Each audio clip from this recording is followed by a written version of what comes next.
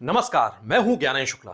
गुजरात की साबरमती जेल से निकालकर प्रयागराज तक लाए गए माफिया सरगना अतीक अहमद को लेकर की गई टीवी चैनल्स की नाटकीय कवरेज सुर्खियों में है।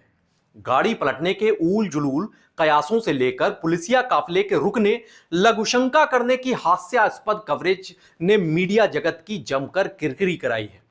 बहरहाल हम बात करते हैं माफिया अतीक अहमद को पहली बार किसी केस में दोषी करार दिए जाने के बारे में। 17 साल पुराने उमेश पाल किडनैपिंग केस में प्रयागराज की एमपी एमएलए स्पेशल कोर्ट के जज दिनेश चंद्र शुक्ला ने आज फैसला सुनाया और अतीक अहमद सहित 3 आरोपियों दिनेश पासी और खान सौलत हनीफ को दोषी करार दिया। उम्र कैद की सजा सुनाते हुए इन सभी पर 1-1 लाख रुपए का जुर्माना भी लगाया, जबकि उसके भाई अशरफ सहित 7 आरोपियों को दोषमुक्त भी कर दिया गया। आखिरकार प्रयागराज के इस दुर्दांत अपराधी ने रसूख की ऊंचाई से होते हुए दुर्दिन के गर्त तक का सफर तय कर लिया। अतीक के खिलाफ हत्या का पहला मुकदमा 1979 में दर्ज हुआ था। तब से लेकर आज तक उस पर हत्या, लूट, अपहरण, रंगदारी सरीखे गंभीर अपराधों में कुल 101 मुकदमे दर्ज हुए, लेकिन घटते घटते मौजूदा दौर में बस 50 के करीब मामले ही अदालत में विचाराधीन हैं, जिनमें एनएसए, गैंगस्टर एक्ट, गुंडा एक्ट के तहत 2 दर्जन मामले हैं। 1992 में पुलिस ने पहली बार उसके गैंग को आईएस 227 के रूप में लिस्टेड किया, जिसका सरगना अतीक अहमद को घोषित किया गया। 1995 में लखनऊ के गेस्ट हाउस कांड ने अतीक को काफी कुख्यात कर दिया, जब बसपा सुप्रीमो मायावती पर जानलेवा हमला किया गया था।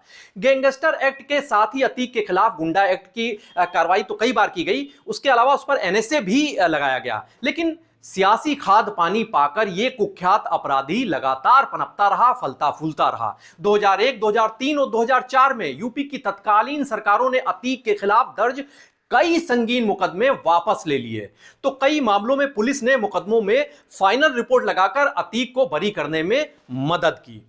कहा जाता है कि अतीक ने अपने विरोधियों से निपटने के लिए एक बड़ी शातिराना चाल अपनाई, जिसके तहत वो खुद अपने विरोधियों को किसी उनके दूसरे दुश्मन को तलाशता था, उन्हें रकम हथियार मुहैया कराता था और विरोधी को मरवा देता था। ऐसे सैकड़ों मामलों में कानूनी तौर से उसका नाम ही सामने नहीं आया, बस लोग दबी जुबान से उसके बारे में चर्चा करते रहे। 25 जनवरी 2005 को इलाहाबाद पश्चिम के बसपा विधायक राजू पाल की हत्या की वारदात के बाद से अतीक के बुरे दिनों की नींव पड़ गई।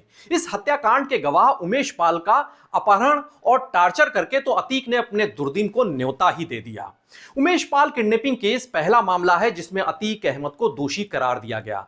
अधिवक्ता उमेश पाल विधायक राजू पाल की साल 2005 में हुई हत्या के मामले में चश्मदीद गवाह थे। अतीक ने उमेश को कई बार फोन किया और गवाही से हटने की धमकी दी, लेकिन उमेश पाल ने उसकी धमकी को नजरअंदाज किया, नहीं माना, तो 28 फरवरी 2006 को उमेश को अगवा कर लिया गया। रात भर उसे मारा गया, इलेक्ट्रिक शॉक दिए गए, अमानवीय टार्चर किया गया। आखिरकार दबाव में उमेश टूट गया और तत्कालीन सपा सरकार में उसकी कोई सुनवाई भी नहीं हुई। नतीजतन 1 मार्च 2006 को उमेश पाल अपने और अपनी परिवार की जान बचाने के लिए अतीक के पक्ष में गवाही देने को मजबूर हो गया, लेकिन वक्त ने करवट बदली और साल 2007 में यूपी का सियासी परिदृश्य बदल चुका था। अब पूर्ण बहुमत के साथ मायावती की सत्ता यहां पर कायम हो गई। अतीक के खिलाफ राजू पाल हत्या केस में कार्रवाई ने तेजी भी पकड़ ली। उमेश पाल को सीएम आवास पर उस वक्त बुलाया गया था, जहां से मिले आश्वासन के बाद उमेश पाल ने 5 जुलाई 2007 को अतीक अहमद और उसके भाई अशरफ सहित 10 लोगों के खिलाफ रिपोर्ट दर्ज कराई। इस केस में अतीक, अशरफ के अलावा दिनेश पासी, खान शौलत हनीफ, जावेद, फरहान, आबिद, इसरार, आसिफ उर्फ मल्ली, एजाज अख्तर और अंसार बाबा भी आरोपी बने, जिनमें से अंसार बाबा नाम का जो आरोपी था उसकी मौत हो गई। इस केस में सजा से बचने के लिए अतीक और बाकी आरोपियों ने हाईकोर्ट में याचिका दायर की थी, लेकिन वो खारिज हो गई। इस पर ये लोग सुप्रीम कोर्ट पहुंचे।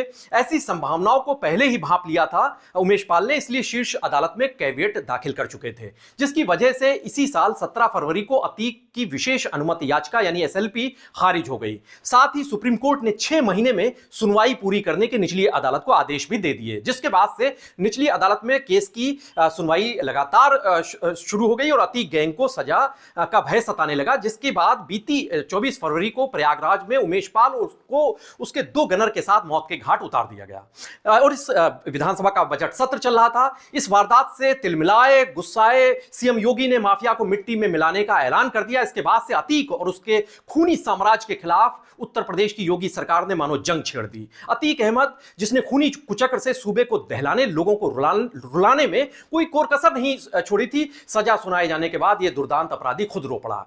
अब उमेश पाल के परिजनों की मांग थी कि फांसी दी जाए। बहरहाल उसे उम्र कैद दी गई है, लेकिन इस किडनैपिंग केस ने ये जब इसमें जो अदालती फैसला आया है, इसने अब तक 4 दशकों से ज्यादा वक्त तक खौफ का पर्याय बने रहे अतीक अहमद के आतंक के अंत की पटकथा जरूर लिख दी है।